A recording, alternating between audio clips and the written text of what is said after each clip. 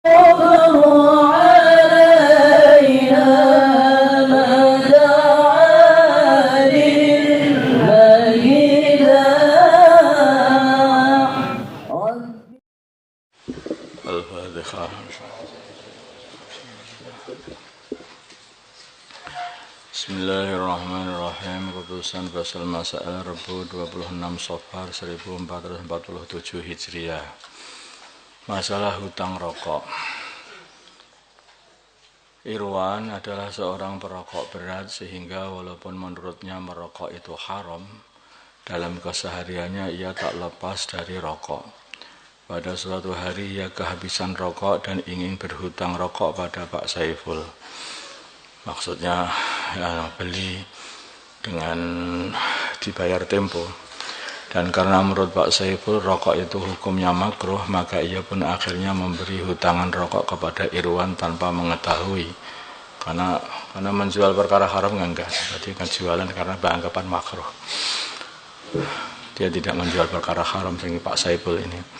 Dan karena menurut Pak Saiful rokok itu hukumnya hanya makruh, maka ia pun akhirnya memberi hutangan rokok kepada Irwan tanpa mengetahui bahwa Irwan memiliki keyakinan rokok itu haram. Hingga pada waktu yang ditentukan, Pak Saiful pun menagih hutang tersebut kepada Irwan. Namun Irwan menolak untuk membayarnya dengan alasan karena menurutnya rokok itu haram dan hutangannya tidak sah. Ini alasan aja. Sehingga menurutnya ia tidak wajib membayarnya. Karena dianggap jual belinya tidak sah, itu kan jual beli. Maksudnya hutang itu jual beli.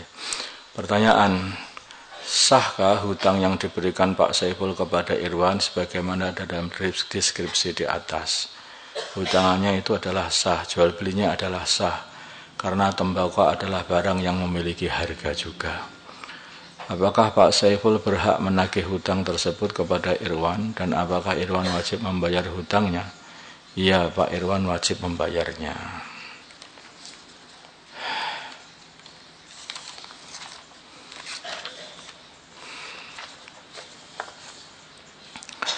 Bermakmum kepada orang kafir. Ada seorang yang pekerjaannya adalah sebagai imam masjid. Setelah wafat, istrinya bercerita bahwa suaminya telah murtad pindah agama selama 1 tahun terakhir ini. Walaupun begitu, ia masih tetap ngimami di masjid tersebut.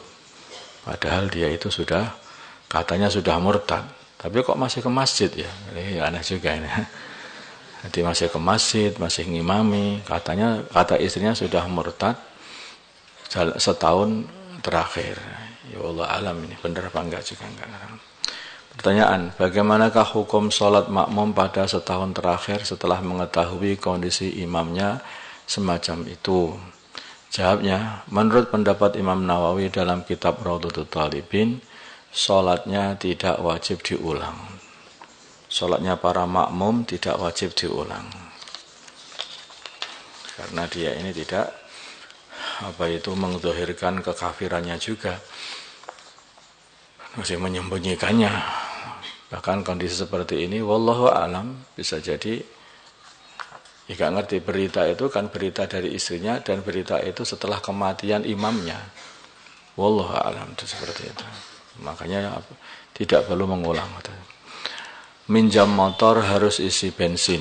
Nah, ini minjami tapi juga minta dikasih. Nah, ini apa ini? Bagaimana hukum meminjamkan motor dengan syarat diisi bensinnya? Jawabnya, jika ada syarat harus mengisi bensin, maka akadnya bukan akad pinjam lagi. Kalau orang itu minjami, itu bensinnya diisi yang minjami. Tapi kalau suruh orang lain yang minjam, ya itu akadnya lain ini. Ini mestinya akadnya adalah akad ijarah. Jika ada syarat harus mengisi bensin, maka akadnya bukan akad pinjam, akan tapi menjadi akad sewa. Tapi ini juga fasid, karena juga tidak disebutkan seberapa banyak, juga disebutkan seberapa lama. Kecuali jika ditentukan dengan jumlah bensin, banyaknya bensin, dan masa lamanya minjam. lamanya pemakaian, maka hukumnya menjadi akad sewa yang sah kalau dengan begitu. Kalau pinjam itu ya pinjam, kalau sewa menyewa ya yang jelas itu.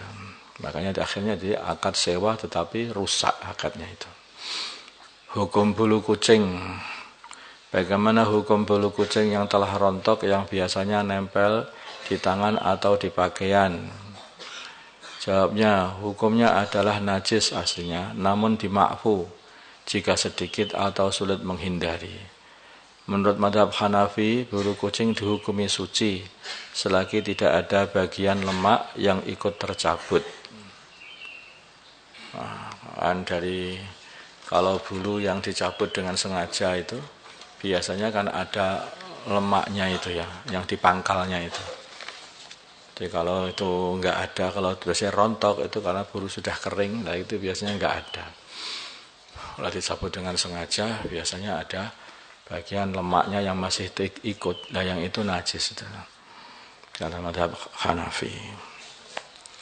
Kalau hanya bulunya saja, madhab Hanafi enggak najis. Allahumma salli ala Sayyidina Muhammad wa ala Sayyidina Muhammad wa sallaita ala Sayyidina Ibrahim wa ala ali Sayyidina Ibrahim wa barik ala Sayyidina Muhammad wa ala ali Sayyidina Muhammad wa barik ala Sayyidina Ibrahim wa ala ali Sayyidina Ibrahim fil alamin innaka Hamidum Majid.